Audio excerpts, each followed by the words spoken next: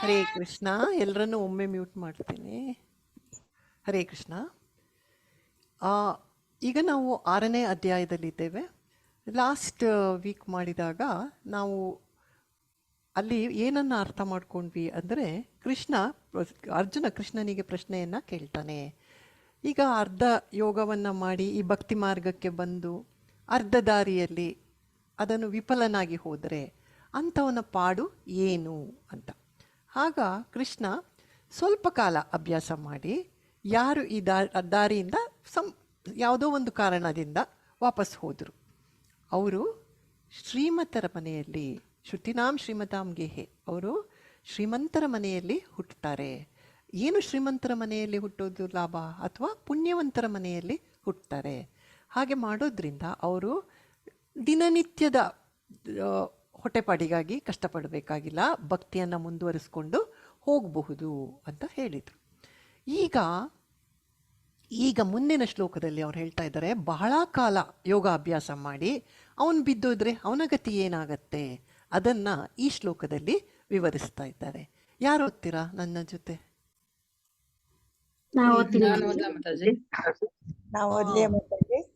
ಒಂದು ನಿಮಿಷ, ಸೌಮ್ಯ ಮಾತಾಜಿ ಫಸ್ಟ್ ಓದ್ಲಿ, ಆಮೇಲೆ ಕೊಡ್ತೀನಿ. ಹರೇ ಕೃಷ್ಣ. ಹರೇ ಕೃಷ್ಣ. ಅಥವಾ ಯೋಗಿನಾಮೇವ ಕುಲೇ ಭವತಿ ಧೀಮತಾಂ ಏತದ್ದಿ ದುರ್ಲಭತರಂ ಲೋಕೆ ಜನ್ಮ ಯದೀದೃಶಂ ಅಥವಾ ಯೋಗಿನಾಮೇವ ಕುಲೇ ಭವತಿ ಧೀಮತಾಂ ಏತದ್ದಿ ದುರ್ಲಭತರಂ ಲೋಕೆ ಜನ್ಮ ಯದೀದೃಶಂ. ಸೌಮ್ಯ ಮಾತಾಜಿ, ಇಲ್ಲಿ ಥ ಮತ್ತೆ ಭಾ ಧೀ ಇಲ್ಲ ಇದೆಯಲ್ಲ, ಅದಕ್ಕೆ ಸ್ವಲ್ಪ ಸ್ಟ್ರೆಸ್ ಕೊಡಬೇಕು, ಆಯ್ತಾ? ಓದಿ ಮಾತಾಜಿ, ಓದಿ. ಅಥವಾ ಯೋಗಿನಾಮೇವ ಕುಲೇ ಭವತಿ ಧೀಮತಾಂ ಏತದ್ಧಿ ದುರ್ಲಭತರಂ ಲೋಕೆ ಜನ್ಮ ಯದೀದೃಶಂ. ಹರೇ ಕೃಷ್ಣ ಮಾತಾಜಿ. ಹರೇ ಕೃಷ್ಣ ಮಾತಾಜಿ. ಶಾಂತಲಾ ಮಾತಾಜಿ, ಹರೇ ಕೃಷ್ಣ. ನೀವು ಒಮ್ಮೆ ಓದಿ ಆಮೇಲೆ ಓದಿಸಿ ಮಾತಾಜಿ. ಸರಿ ಮಾತಾಜಿ, ಓಕೆ. ಹರೇ ಕೃಷ್ಣ ಮಾತಾಜಿ. ಹರೇ ಕೃಷ್ಣ ಮಾತಾಜಿ. ಅಥವಾ ಯೋಗಿನಾಮೇವ ಕುಲೇ ಭವತಿ ಧೀಮತಾಂ ಏತದ್ಧಿ ದುರ್ಲಭತರಂ ಲೋಕೆ ಜನ್ಮ ಯದೀದೃಶಂ. ಹರೇ ಕೃಷ್ಣ. ಹರೇ ಕೃಷ್ಣ ಮಾತಾಜಿ. ಹರೇ ಕೃಷ್ಣ. ಮಂಜುಳಾ ಗೋಪಾಲಯ್ಯ ಮಾತಾಜಿ, ಹರೇ ಕೃಷ್ಣ. ಶ್ಲೋಕ ಓದಿ. ಹರೇ ಕೃಷ್ಣ ಮಾತಾಜಿ. ಅಥವಾ ಯೋಗಿನಾಮೇವ ಕುಲೇ ಭವತಿ ಧೀಮತಾಂ ಏತದ್ದಿ ದುರ್ಲಭತರಂ ಲೋಕೆ ಜನ್ಮ ಯದೀದೃಶಂ. ಹರೇ ಕೃಷ್ಣ ಮಾತಾಜಿ, ಧನ್ಯವಾದಗಳು. ನಂದಿನಿ ಮಾತಾಜಿ, ಹರೇ ಕೃಷ್ಣ. ಅಥವಾ ಯೋಗಿನಾಮೇವ ಕುಲೇ ಭವತಿ ಧೀಮತಾಂ ಏತದ್ ದುರ್ಲಭತರಂ ಲೋಕಂ ದುರ್ಲಭತರಂ. ಹರೇ ಕೃಷ್ಣ ಮಾತಾಜಿ. ದುರ್ಲಭತರಂ ಲೋಕ ಜನ್ಮ ಯದೀದೃಶಂ. ಸಾರಿ ಮಾತಾಜಿ, ಹರೇ ಕೃಷ್ಣ. ಕರೆಂಟ್ ಹೊಟ್ಟೋಗ್ಬಿಟ್ಟಿದೆ ಮಾತಾಜಿ. ಛಾಯಾದೇವಿ ಮಾತಾಜಿ, ಹರೇ ಕೃಷ್ಣ. ಹರೇ ಕೃಷ್ಣ ಮಾತಾಜಿ.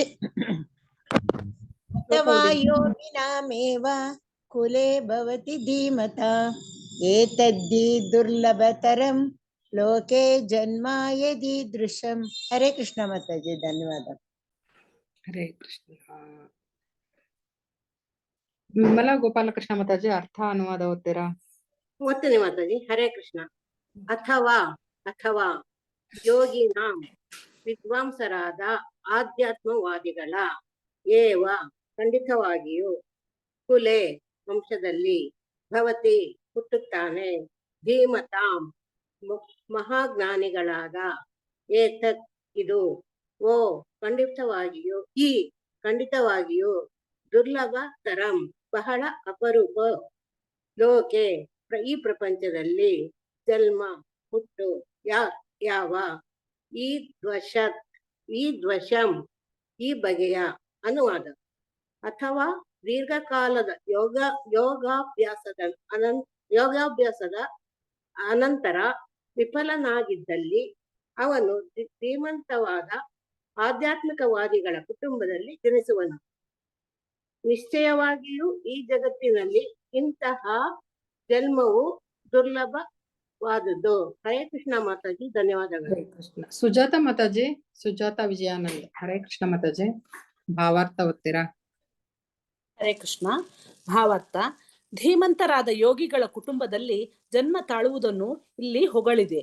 ಏಕೆಂದರೆ ಇಂತಹ ಸಂಸಾರದಲ್ಲಿ ಹುಟ್ಟಿದ ಮಗುವಿಗೆ ಅವನ ಬಾಳಿನ ಪ್ರಾರಂಭದಿಂದಲೇ ಒಂದು ಆಧ್ಯಾತ್ಮಿಕ ಚಾಲನೆಯ ಶಕ್ತಿಯು ದೊರೆಯುತ್ತದೆ.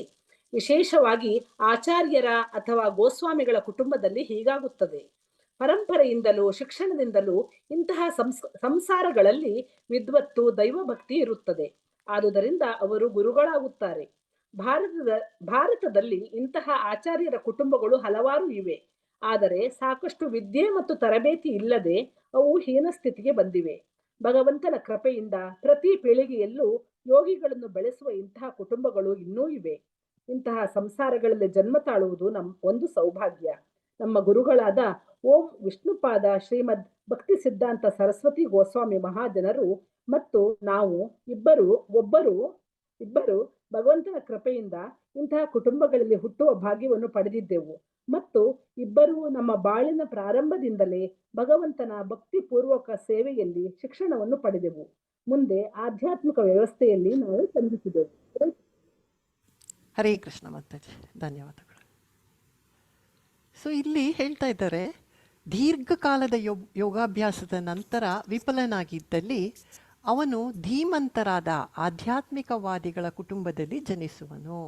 ಬಹಳ ದೀರ್ಘಕಾಲ ಯೋಗಾಭ್ಯಾಸವನ್ನು ಮಾಡಿ ಏನೋ ಕಾರಣಾಂತರದಿಂದ ಅವನು ಮುಂದೆ ಭಕ್ತಿ ಮಾಡಲಿಕ್ಕೆ ಆಗಲಿಲ್ಲ, ವಿಫಲನಾಗಿರ್ತಾನೆ. ಅವನು ಎಲ್ಲಿ ಹುಟ್ಟುತ್ತಾನೆ? ಆಧ್ಯಾತ್ಮಿಕವಾದಿಗಳ ಭಕ್ತರ ಮನೆಯಲ್ಲಿ ಜನಿಸ್ತಾನೆ. ನಿಶ್ಚಯವಾಗಿಯೂ ಈ ಜಗತ್ತಿನಲ್ಲಿ ಇಂತಹ ಜನ್ಮವು ದುರ್ಲಭ ತರದು. ಇಂತಹದು ಸುಲಭವಾಗಿ ಸಿಕ್ಕೋದಿಲ್ಲ ಯಾರಿಗೂ. ದುರ್ಲಭ, ಅದು ಬಹಳ ಕಷ್ಟ. ದುರ್ಲಭ ಅಂದರೆ ಸಿಕ್ಕೋದಿಲ್ಲ ಯಾರಿಗೂ ಸುಲಭವಾಗಿ. ಭಾವಾರ್ಥ ನೋಡೋಣ. ಧೀಮಂತರಾದ ಯೋಗಿಗಳ ಕುಟುಂಬದಲ್ಲಿ ಜನ್ಮ ತಾಳುವುದನ್ನು ಇಲ್ಲಿ ಹೊಗಳಿದೆ. ಸೊ ಯೋಗಿಗಳ ಮನೆಯಲ್ಲಿ ಹುಟ್ಟೋದು ಅದೇ ಒಂದು ಪುಣ್ಯದ ಕೆಲಸ. ಪ್ರಾರಂಭದಿದ್ದರೆ ಮಗು ತಾಯಿಯ ಎದೆ ಹಾಲನ್ನು ಕುಡಿತಾ ಆಗ್ಲೇನೇನೆ ಭಕ್ತಿ ಮಾರ್ಗಕ್ಕೆ ಬಂದು ಬಿಟ್ಟಿರುತ್ತೆ ಅಂಥ ಕಡೆಗಳಲ್ಲಿ. ಯಾಕೆಂದರೆ ಅವರ ಮನೆಯಲ್ಲಿ ಇರುವವರು ಎಲ್ಲರೂ ಕೂಡ ಭಕ್ತರೇನೇನೆ ಅಲ್ವಾ. ಹಾಗಾಗಿ ಮನೆಯಲ್ಲಿ ಒಂದು ಮಗು ಜನ್ಮ ತಾಳ್ತಾ ಇದೆ ಅಂದರೆ ಅವರೆಲ್ಲರೂ ಆ ಮಗು ಇನ್ನೂ ಹೊಟ್ಟೆಯಲ್ಲಿ ಇರುವಾಗಲೇ ಆ ಮಗುವಿಗಾಗಿ ಪ್ರಾರ್ಥನೆಯನ್ನು ಮಾಡ್ತಾರೆ. ಆ ಮಗುವಿಗೆ ಒಳ್ಳೆಯದಾಗಲಿ ಅಂತ ಆ ಮಗುವಿಗೆ ಡೆಡಿಕೇಟ್ ಮಾಡಿ ಚಾಂಟಿಂಗನ್ನು ಮಾಡ್ತಾರೆ. ಹಾಗೆ ಆ ಮಗು ಹುಟ್ಟಿದ ಮೇಲೆ ಅದಕ್ಕೆ ಪ್ರತಿಯೊಂದು ಸಂಸ್ಕಾರವನ್ನು ಮಾಡ್ತಾ ಅದನ್ನು ಕೃಷ್ಣ ಪ್ರಜ್ಞೆಯಲ್ಲಿ ತಗೊಂಡು ಬರ್ತಾರೆ. ಹೀಗೆ ಆ ತಾಯಿ ಕೂಡ ಭಕ್ತೆಯಾಗಿದ್ದರೆ ಅವಳು ಪ್ರಸಾದ ಸೇವನೆ ಹೀಗೆ ಮಾಡ್ತಾ ಇದ್ದಾಗ, ನವವಿಧವಾದ ಭಕ್ತಿಯನ್ನು ಮಾಡ್ತಾ ಇದ್ದರೆ ಆ ಮಗುವಿಗೂ ಕೂಡ ಅವಳ ಹಾಲಲ್ಲಿಯೂ ಕೂಡ ಭಕ್ತಿ ಇರುತ್ತೆ ಅಂತ ಹೇಳಲಾಗತ್ತೆ. ಹಾಗಾಗಿ ಯಾರು ಇಂಥ ಕುಟುಂಬದಲ್ಲಿ ಹುಟ್ಟುತ್ತಾರೋ ಅವರು ನಿಜವಾಗ್ಲೂ ಪುಣ್ಯವಂತರು. ಈಗ ನಾವು ಎಲ್ಲ ಭಕ್ತಿ ಮಾರ್ಗಕ್ಕೆ ಬಂದಿದ್ದೇವೆ ಅಲ್ವಾ. ಕೆಲವರು ರಿಟೈರ್ ಆದಮೇಲೆ ಬಂದಿದ್ದೇವೆ, ಕೆಲವರು ಇನ್ನು ಪ್ರಾಬಬ್ಲಿ ಕಾಲೇಜು ಆಫೀಸ್ಗಳಿಗೆ ಹೋಗ್ತಾ ಇರುವಾಗಲೇ ಬಂದಿದ್ದಾರೆ, ಸ್ವಲ್ಪ ಪುಣ್ಯವಂತರು. ಅಥವಾ ಇನ್ನು ಕೆಲವರು ಇನ್ನೂ ವಯಸ್ಸಾದಾಗ ಬಂದಿರ್ಬೋದು. ಆದರೆ ಯಾರು ಈ ಥರ ಮೊದಲಿನಿಂದನೂ ಬರ್ತಾರೋ ಅವರು ನಿಜವಾಗ್ಲೂ ಪುಣ್ಯವಂತರು ಅಂತ ಹೇಳಲಾಗತ್ತೆ. ಏಕೆಂದರೆ ಇಂಥ ಸಂಸಾರದಲ್ಲಿ ಹುಟ್ಟಿದ ಮಗುವಿಗೆ ಅವನ ಬಾಳಿನ ಪ್ರಾರಂಭದಿಂದಲೇ ಒಂದು ಆಧ್ಯಾತ್ಮಿಕ ಚಲನೆ ಶಕ್ತಿಯು ದೊರೆಯುತ್ತದೆ. ಆಗಲೇ ಹೇಳಿದಾಗೆ ಹುಟ್ತಾನೆ ಮಗು ಭಕ್ತಿ ಮಾಡಿಕೊಂಡೇ ಬೆಳೆಯುತ್ತೆ. ವಿಶೇಷವಾಗಿ ಆಚಾರ್ಯರ ಅಥವಾ ಗೋಸ್ವಾಮಿಗಳ ಕುಟುಂಬದಲ್ಲಿ ಹೀಗೆ ಆಗುತ್ತೆ. ಆಚಾರ್ಯರ ಮನೆಯಲ್ಲಿ ಯಾರಾದರೂ ಹುಟ್ಟಿದ್ರೆ, ಗೋಸ್ವಾಮಿಗಳ ಮನೆಯಲ್ಲಿ ಹುಟ್ಟಿದ್ರೆ ಈ ಥರ ಆಗತ್ತೆ.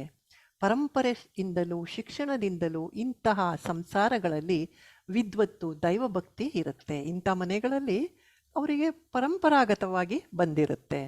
ಆದುದರಿಂದ ಅವರು ಗುರುಗಳಾಗ್ತಾರೆ. ಭಾರತದಲ್ಲಿ ಇಂಥ ಆಚಾರ್ಯರ ಕುಟುಂಬಗಳು ಹಲವಾರಿದೆ. ಈಗಲೂ ಕೂಡ ನಾವು ಹಲವು ಮನೆಗಳಲ್ಲಿ ಇದನ್ನು ಪ್ರಾಕ್ಟೀಸ್ ಮಾಡೋದು ನೋಡ್ತಾ ಇರ್ತೀವಿ. ಆದರೆ ಸಾಕಷ್ಟು ವಿದ್ಯೆ ಮತ್ತು ತರಬೇತಿ ಇಲ್ಲದೆ ಅವು ಹೀನ ಸ್ಥಿತಿಗೆ ಬಂದಿವೆ.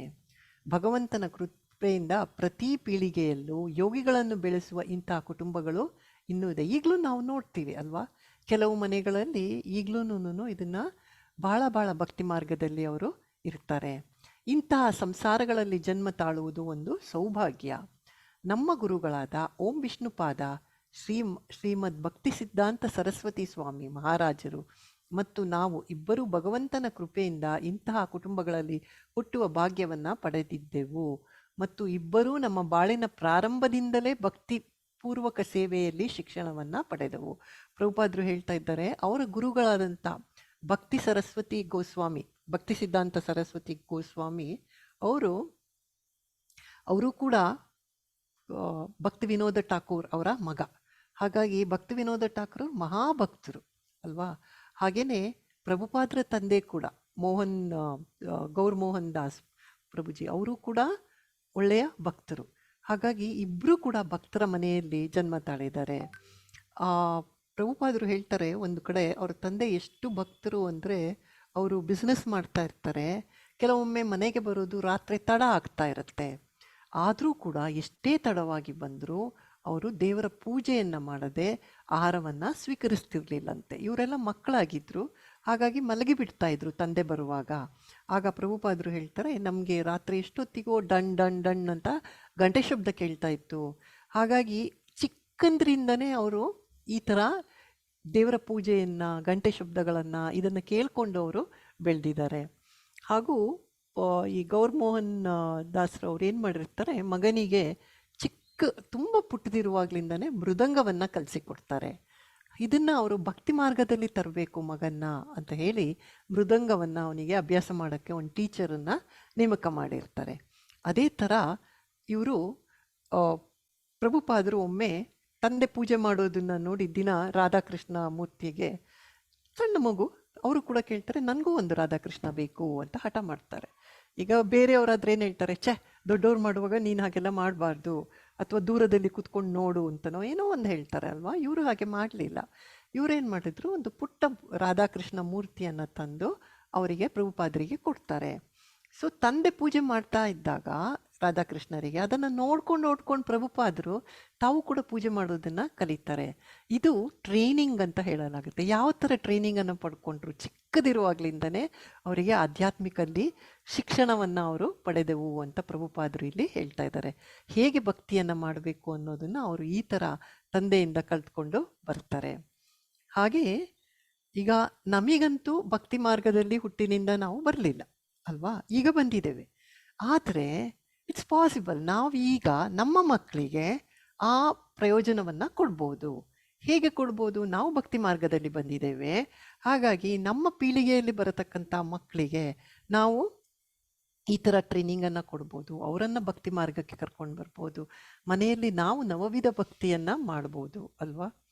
ಹಾಗಾಗಿ ಆ ಮಕ್ಕಳು ಆಟೋಮ್ಯಾಟಿಕ್ಕಾಗಿ ಸಾಧಾರಣವಾಗಿ ಅವು ಭಕ್ತಿ ಮಾರ್ಗಕ್ಕೆ ಬಂದು ಬಿಡ್ತವೆ. ಹೇಳಲಾಗುತ್ತೆ, ಮನೆಯಲ್ಲಿ ನಾನ್ ವೆಜ್ಜನ್ನು ಮಾಡಬಾರ್ದು, ಮನೆಯಲ್ಲಿ ಮಾಡಲೇಕೂಡ್ದು. ಆಗ ಏನಾಗುತ್ತೆ, ಪಾಪ ಅನ್ನೋದು ಮನೆಯಲ್ಲಿ ಇರಲ್ಲ. ಮನೆಯ ವಾತಾವರಣವನ್ನು ಎಷ್ಟು ಸಾಧ್ಯವೋ ಅಷ್ಟು ಶುದ್ಧವಾಗಿ ನಾವು ಇಡಬೇಕು.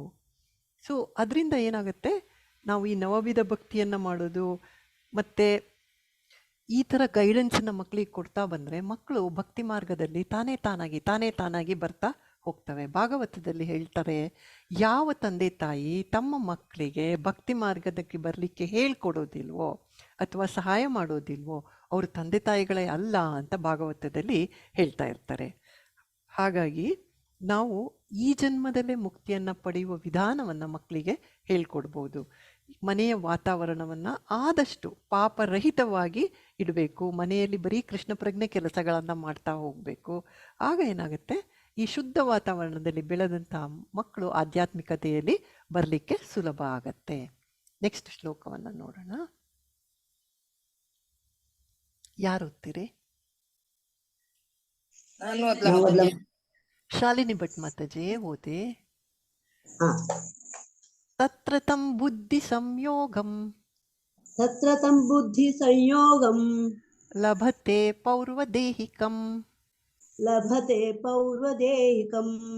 ಯತತೆ ಚ ತತೋ ಭೂಯಃ ಯತತೆ ಚ ತಥೋ ಭೂಯಃ ಸಂಸಿದ್ಧೌ ಕುರು ನಂದನ ಸಂಸಿದ್ಧೌ ಕುರು ನಂದನ ತತ್ರ ತಂ ಬುದ್ಧಿ ಸಂಯೋಗಂ ತತ್ರ ತಂ ಬುದ್ಧಿ ಸಂಯೋಗಂ ಲಭತೆ ಪೌರ್ವದೇಹಿಕಂ ಲಭತೆ ಪೌರ್ವದೇಹಿಕಂ ಯತತೆ ಚ ತತೋ ಭೂಯಃ ಯತತೆ ಚ ತಥೋ ಭೂಯಃ ಸಂಸಿದ್ಧೌ ಕುರು ನಂದನ ಸಂಸಿದ್ಧೌ ಕುರು ನಂದನ ತತ್ರ ತಂ ಬುದ್ಧಿ ಸಂಯೋಗಂ ಲಭತೆ ಪೌರ್ವದೇಹಿಕಂ ಯತತೆ ಚ ತಥೋ ಭೂಯಃ ಸಂಸಿದ್ಧೌ ಕುರು ನಂದನ.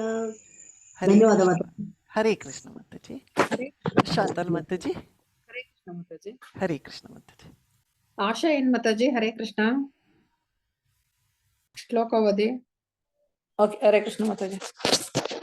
ಒಂದ್ ಸೆಕೆಂಡ್ ಮಾತಾಜಿ. ತತ್ರ ತಂ ಬುದ್ಧಿಯೋ ಸಂಯೋಗಂ ಲಭತೆ ಪೌರವೇದೇಹಿಕಂ ಯತತೆ ಚ ತತೋ ಭೂಯಃ ಸಂಸಿದ್ಧೋ ಕುರು ನಂದನಃ. ಹರೇ ಕೃಷ್ಣ ಮಾತಾಜಿ. ಹರೇ ಕೃಷ್ಣ. ಧನ್ಯವಾದ. ಸುಮತಿ ಭಟ್ ಮಾತಾಜಿ. ಹರೇ ಕೃಷ್ಣ. ಸುಮತಿ ಭಟ್ ಮಾತಾಜಿ. ಶಾಂತಿ ಮಾತಾಜಿ. ಹರೇ ಕೃಷ್ಣ. ಹರೇ ಕೃಷ್ಣ ಮಾತಾಜಿ. ಓದಿ. ತತ್ರ ತಂ ಬುದ್ಧಿ ಸಂಯೋಗಂ ಲಭತೆ ಪೌರದೇಹಿಕಂ ಯತತೆ ಚ ತತೋ ಭೂಯಃ ಸಂಸಿದ್ಧೌ ಕುರು ನಂದನ. ಹರೇ ಕೃಷ್ಣ ಮಾತಾಜಿ. ಹರೇ ಕೃಷ್ಣ ಮಾತಾಜಿ. ಓದ್ಲಾ ನಾನು? ಓದಿ ಮಾತಾಜಿ. ತತ್ರ ತಂ ಬುದ್ಧಿ ಸಂಯೋಗಂ ಲಭತೆ ಪೌರ್ವದೇಹಿಕಂ ಯತತೆ ಚ ತತೋ ಭೂಮಿಯಃ ಸಂಸಿದ್ಧೌ ಕುರು ನಂದನ. ಹರೇ ಕೃಷ್ಣ ಮಾತಾಜಿ. ಹರೇ ಕೃಷ್ಣ. ಸಂಧ್ಯಾರಾಯ್ ಮಾತಾಜಿ. ಅರ್ಥ ಅನುವಾದ ಓದ್ತೀರಾ? ಹರೇ ಕೃಷ್ಣ ಮಾತಾಜಿ. ಓದ್ತೇನೆ. ಹರೇ ಕೃಷ್ಣ. ಓದಿ. ತತ್ರ ಆಮೇಲೆ, ತಂ ಆ ಬುದ್ಧಿ ಸಂಯೋಗಂ ಪ್ರಜ್ಞೆಯ ಪುನರುಜ್ಜೀವನವನ್ನು ಲಭತೆ ಪಡೆಯುತ್ತಾನೆ, ಪೌರ್ವದೇಹಿಕಂ ಹಿಂದಿನ ದೇಹದಿಂದ, ಯತತೆ ಪ್ರಯತ್ನಿಸುತ್ತಾನೆ, ಚ ಕೂಡ, ತತಃ ಅನಂತರ, ಭೂಯಃ ಮತ್ತೆ, ಸಂಸಿದ್ಧೌ ಪರಿಪೂರ್ಣತೆಗಾಗಿ, ಕುರುನಂದನ ಕುರುಪುತ್ರನೇ. ಅನುವಾದ: ಕುರುನಂದನನೇ, ಇಂತಹ ಜನ್ಮವನ್ನು ತಳೆದ ಮೇಲೆ ಆತನು ತನ್ನ ಪೂರ್ವಜನ್ಮದ ದೈವೀ ಪ್ರಜ್ಞೆಯನ್ನು ಮತ್ತೆ ಎಚ್ಚರಿಸಿಕೊಳ್ಳುತ್ತಾನೆ ಮತ್ತು ಸಂಪೂರ್ಣ ಯಶಸ್ಸನ್ನು ಗಳಿಸುವುದಕ್ಕಾಗಿ ಇನ್ನೂ ಪ್ರಗತಿಯನ್ನು ಸಾಧಿಸಲು ಪ್ರಯತ್ನಿಸುತ್ತಾನೆ. ಹರೇ ಕೃಷ್ಣ ಮಾತಾಜಿ. ಧನ್ಯವಾದಗಳು. ಹರೇ ಕೃಷ್ಣ ಮಾತಾಜಿ. ಕಲ್ಪನಾ ಸುರೇಶ್ ಮಾತಾಜಿ. ಭಾವಾರ್ಥ ಓದ್ತೀರಾ ಮಾತಾಜಿ? ಹರೇ ಕೃಷ್ಣ. ಹರೇ ಕೃಷ್ಣ ಮಾತಾಜಿ. ಓದಿ ಮಾತಾಜಿ. ಭಾವಾರ್ಥ: ಒಬ್ಬ ಸದ್ಬ್ರಾಹ್ಮಣನ ಸಂಸಾರದಲ್ಲಿ ಅರಸ ಭರತನು ತನ್ನ 3ನೆಯ ಜನ್ಮವನ್ನು ತಾಳಿದ. ಹಿಂದಿನ ದಿವ್ಯ ಪ್ರಜ್ಞೆಯನ್ನು ಪುನಶ್ಚೇತನಗೊಳಿಸಲು ಉತ್ತಮ ಜನ್ಮ ತಾಳುವುದಕ್ಕೆ ಇದು ಒಳ್ಳೆಯ ಉದಾಹರಣೆ. ರಾಜ ಭರತನು ಜಗತ್ತಿನ ಚಕ್ರವರ್ತಿ. ಅವನ ಕಾಲದಿಂದ ದೇವತೆಗಳು ಈ ಲೋಕವನ್ನು ಭರತವರ್ಷ ಎಂದು ಕರೆಯಲು ಪ್ರಾರಂಭಿಸಿದರು. ಅದಕ್ಕೆ ಮೊದಲು ಈ ಲೋಕಕ್ಕೆ ಇಳಾವೃತ ವರ್ಷ ಎಂದು ಹೆಸರಿತ್ತು. ಚಕ್ರವರ್ತಿಯು ಚಿಕ್ಕ ವಯಸ್ಸಿನಲ್ಲೇ ಆಧ್ಯಾತ್ಮಿಕ ಪರಿಪೂರ್ಣತೆಗಾಗಿ ಪ್ರಾಪಂಚಿಕ ವ್ಯವಹಾರದಿಂದ ದೂರವಾದನು. ಆದರೆ ಯಶಸ್ವಿಯಾಗಲಿಲ್ಲ. ಮುಂದಿನ ಜನ್ಮದಲ್ಲಿ ಆತನು ಒಬ್ಬ ಒಳ್ಳೆಯ ಬ್ರಾಹ್ಮಣ ಕುಟುಂಬದಲ್ಲಿ ಹುಟ್ಟಿದ. ಅವನು ಯಾವಾಗಲೂ ಒಬ್ಬನೇ ಇದ್ದು ಯಾರೊಡನೆಯೂ ಮಾತನಾಡುತ್ತಿರಲಿಲ್ಲ. ಆದುದರಿಂದ ಅವನಿಗೆ ಜಡ ಭರತ ಎಂದು ಹೆಸರು ಬಂದಿತು. ಮುಂದೆ ಅರಸ ರಘುಗಣನು ಅವನನ್ನು ಅತಿ ಶ್ರೇಷ್ಠ ಯೋಗಿ ಎಂದು ಕಂಡನು. ಅವನ ಜೀವನದಿಂದ ಆಧ್ಯಾತ್ಮಿಕ ಪ್ರಯತ್ನಗಳು ಅಥವಾ ಯೋಗಾಭ್ಯಾಸವು ವ್ಯರ್ಥವಾಗುವುದೇ ಇಲ್ಲ ಎಂದು ತಿಳಿಯುತ್ತದೆ. ಭಗವಂತನ ಕೃಪೆಯಿಂದ ಯೋಗಿಗೆ ಕೃಷ್ಣ ಪ್ರಜ್ಞೆಯಲ್ಲಿ ಪರಿಪೂರ್ಣತೆಯನ್ನು ಪಡೆದುಕೊಳ್ಳಲು ಮತ್ತೆ ಮತ್ತೆ ಅವಕಾಶಗಳು ಲಭ್ಯವಾಗುತ್ತದೆ. ಹರೇ ಕೃಷ್ಣ ಮಾತಾಜಿ. ಹರೇ ಕೃಷ್ಣ ಮಾತಾಜಿ. ಧನ್ಯವಾದಗಳು. ಸೊ ಇಲ್ಲಿ ಕೃಷ್ಣ ಇಷ್ಟೊತ್ತು ಏನು ಹೇಳಿದರು?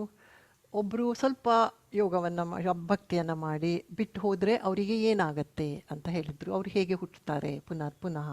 ಅದೇ ಥರ ತುಂಬ ಭಕ್ತಿಯನ್ನು ಮಾಡಿ ಮತ್ತೆ ಆ ಮಾರ್ಗದಿಂದ ವಿಫಲರಾದರೆ ಅವರಿಗೆ ಏನು ಲಾಭ, ಅವರಿಗೆ ಯಾವ ಥರ ಜನ್ಮವನ್ನು ಪಡಿತಾರೆ ಅದನ್ನು ಕೂಡ ಹೇಳಿದರು.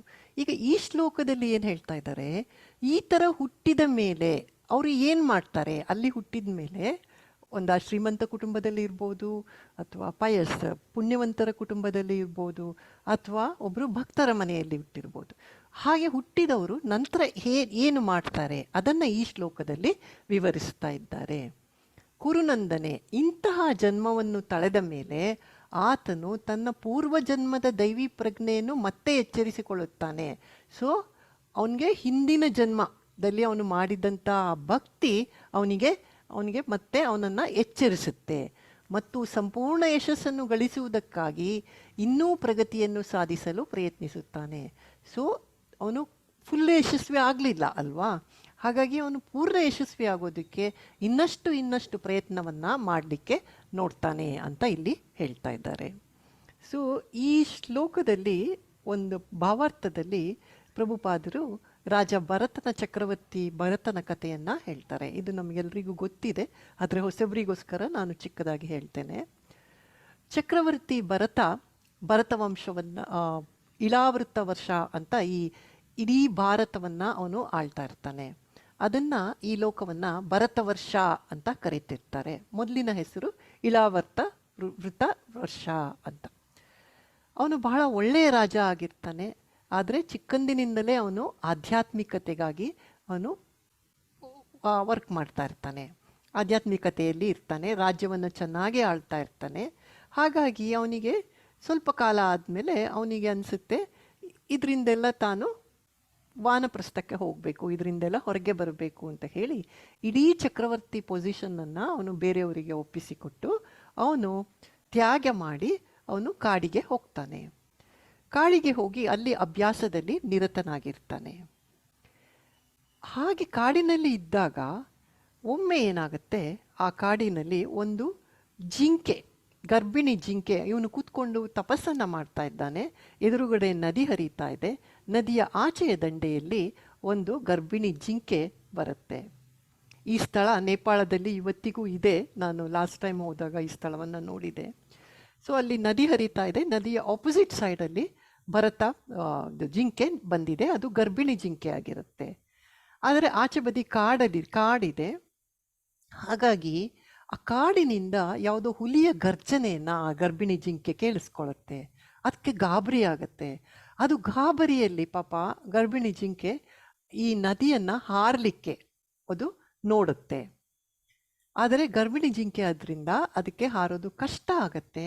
ಹಾಗಾಗಿ ಅದು ಹಾರಿ ಈಚೆ ಬರುತ್ತೆ. ಆದರೆ ಅದಕ್ಕೆ ಅಲ್ಲೇನೆ ಮಗು ಹುಟ್ಟುತ್ತೆ, ಹೆರಿಗೆಯಾಗಿ ಮಗು ಹುಟ್ಟುತ್ತೆ. ಆದರೆ ಜಿಂಕೆ ಸತ್ತು ಹೋಗುತ್ತೆ. ಆ ಪುಟ್ಟ ಮಗುವನ್ನು ನೋಡಿ ಭರತ ಅಲ್ಲಿ ತಪಸ್ಸು ಮಾಡ್ತಾ ಕೂತಿದ್ದಾನೆ ಧ್ಯಾನದಲ್ಲಿ. ಅವನು ಇದನ್ನೆಲ್ಲ ನೋಡ್ತಾ ಇದ್ದಾನೆ. ಅವನಿಗೆ ಈ ಪುಟ್ಟ ಮಗುವಿನ ಮೇಲೆ ಕರುಣೆ ಬಂದು ಹೋಯಿತು. ಅವನು ಏನೂ ಬೇಡ ಅಂತ ಹೇಳಿ ಕಾಡಿಗೆ ಬಂದು ತಪಸ್ಸನ್ನು ಮಾಡಲಿಕ್ಕೆ ಕುಳಿತವನು. ಆದರೆ ಈ ಇಡೀ ಪ್ರಾಸೆಸನ್ನು ನೋಡಿದಾಗ ಅವನಿಗೆ ಆ ಪುಟ್ಟ ಜಿಂಕೆ ಮೇಲೆ, ಅಯ್ಯೋ ಈ ಜಿಂಕೆಯನ್ನು, ಇಷ್ಟು ಸಣ್ಣ ಮಗು, ಈಗ ನಾನು ಇದನ್ನು ಕಾಪಾಡದೇ ಇದ್ದರೆ ಅದು ಹುಲಿ ಬಾಯಿಗೆ ಹೋಗಿಬಿಡುತ್ತೆ, ಇಷ್ಟು ಸಣ್ಣ ಮಗು ಅಂತ ಹೇಳಿ ಅದನ್ನು ತಂದು ಅದನ್ನು ರಕ್ಷಣೆಯನ್ನು ಮಾಡಿ ಅದರ ಲಾಲನೆ ಪಾಲನೆಯಲ್ಲಿ ತೊಡಗ್ತಾನೆ. ಅವನು ಎಷ್ಟರ ಮಟ್ಟಿಗೆ ಅದರ ಮೋಹದಲ್ಲಿ ಬೀಳ್ತಾನೆ ಅಂದರೆ ಆ ಜಿಂಕೆ ಜೊತೆಯಲ್ಲೇ ಆಟ ಆಡೋದು, ಜಿಂಕೆ ಜೊತೆಯಲ್ಲೇ ಮಲಗೋದು, ಹೀಗೆ ಇಡೀ ದಿನ ಅವನು ಜಿಂಕೆ ಸೇವೆಯಲ್ಲೇ ತೊಡಗ್ತಾನೆ. ಅವನ ಮೂಲ ಉದ್ದೇಶ, ಅವನು ಕಾಡಿಗೆ ಬಂದದ್ದು ಅವನು ಆಧ್ಯಾತ್ಮಿಕವಾಗಿ ಮುಂದುವರಿಬೇಕು ಅಂತ.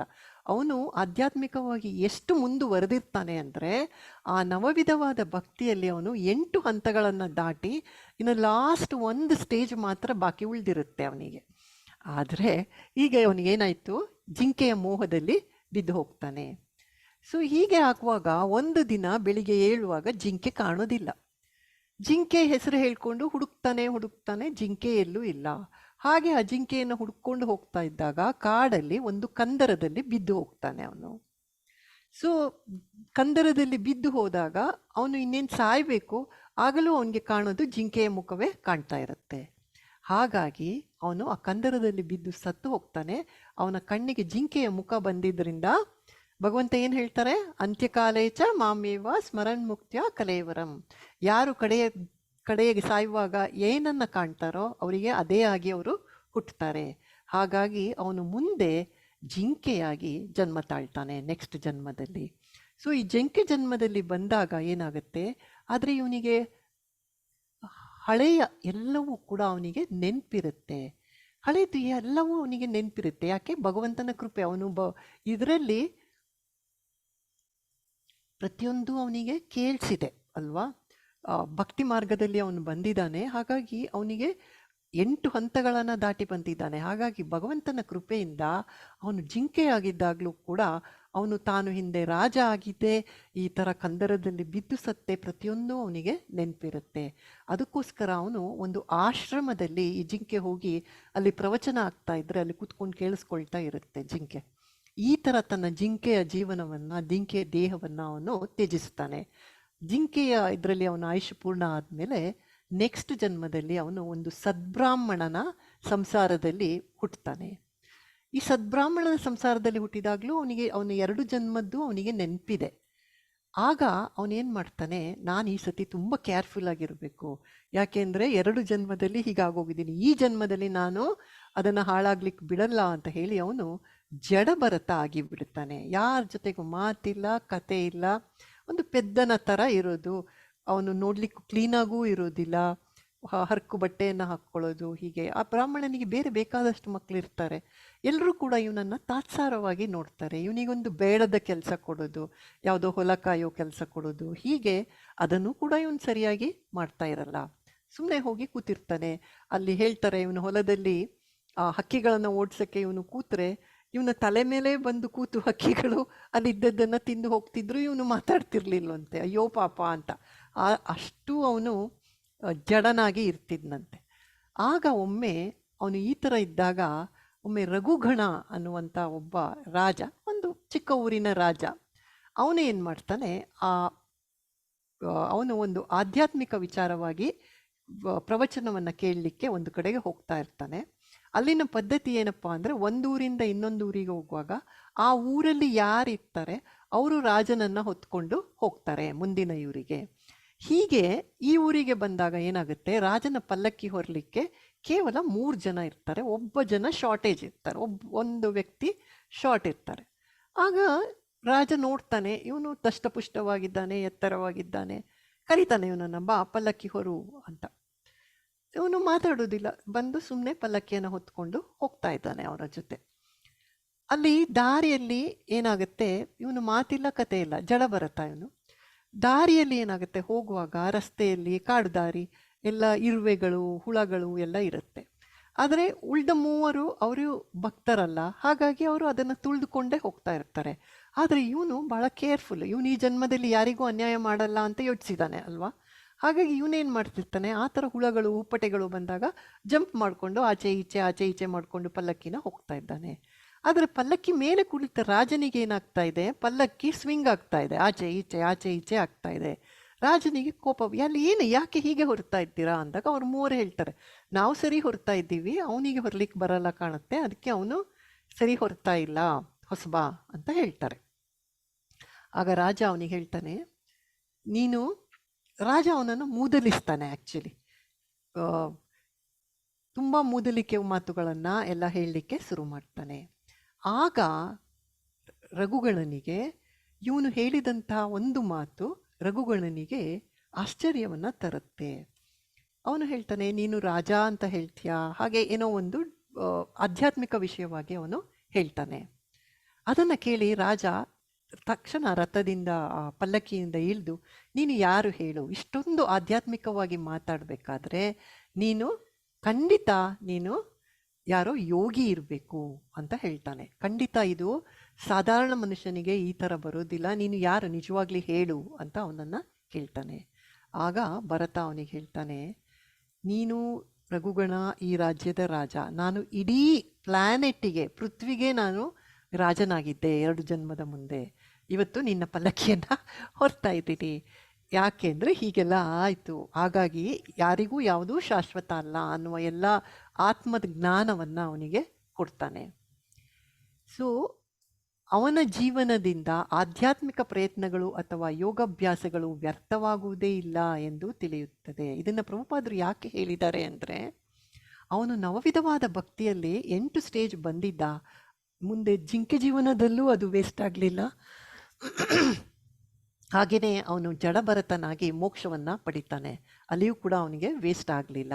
ಹಾಗೆ ನಾವು ಒಮ್ಮೆ ಆಧ್ಯಾತ್ಮಿಕಕ್ಕೆ ಬಂದರೆ ನಾವು ಮಾಡಿದ ಯಾವ ಸ್ವಲ್ಪ ಪ್ರಯತ್ನ ಕೂಡ ಅದು ವ್ಯರ್ಥ ಆಗೋದಿಲ್ಲ. ಇನ್ನೊಂದು ಶ್ಲೋಕದಲ್ಲಿ ಭಗವಂತ ಹೀಗೆ ಹೇಳ್ತಾರೆ, ನೇಹಾಭಿಕ್ರಮನಾಶುಸ್ತಿ ಪ್ರತ್ಯವಾಯೋನ ವಿದ್ಯತೆ ಸ್ವಲ್ಪಮಪ್ಯಸ್ಯ ಧರ್ಮಸ್ಯ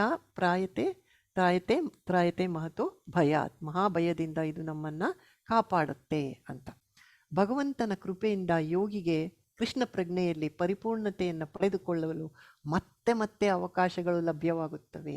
ಭಗವಂತನ ಮರ್ಸಿ, ಕೃಪೆ, ಅದರಿಂದ ನಮಗೆ ಆ ಪರಿಪೂರ್ಣತೆಯನ್ನು ಪಡ್ಕೊಳ್ಳೋದಕ್ಕೆ, ಈ ಜನ್ಮದಲ್ಲಿ ನಾವು ಪರಿಪೂರ್ಣತೆ ಪಡೀಲಿಲ್ಲ ಅಂದರೂ ಏನೂ ನಷ್ಟ ಇಲ್ಲ. ಭಗವಂತ ಮತ್ತೆ ಮತ್ತೆ ನಮಗೆ ಅವಕಾಶವನ್ನು ಕೊಡ್ತಾರೆ. ನಾವು ನಮ್ಮ ಇದನ್ನು ಮುಂದುವರಿಸಿಕೊಂಡು ಹೋಗ್ಬೋದು. ಆದರೆ ಹಂಗನ್ಕೊಂಡು ನಾವು ಮತ್ತೆ ಮತ್ತೆ ಮುಂದಿನ ಜನ್ಮ ಹೇಗೂ ಇದೆಯಲ್ಲ, ಮುಂದಿನ ಜನ್ಮದಲ್ಲಿ ಮುಂದುವರಿಸ್ತೇವೆ ಅಂತ ಮಾಡಬಾರ್ದು. ಈ ಜನ್ಮದಲ್ಲಿ ಎಷ್ಟು ಸಾಧ್ಯವೋ ಅಷ್ಟನ್ನು ಪ್ರಯತ್ನವನ್ನು ನಮ್ಮ ಆಧ್ಯಾತ್ಮಿಕಕ್ಕೆ ಬರಲಿಕ್ಕೆ ಮಾಡಬೇಕು. ಮುಂದೆ ಶ್ಲೋಕ ನೋಡೋಣ.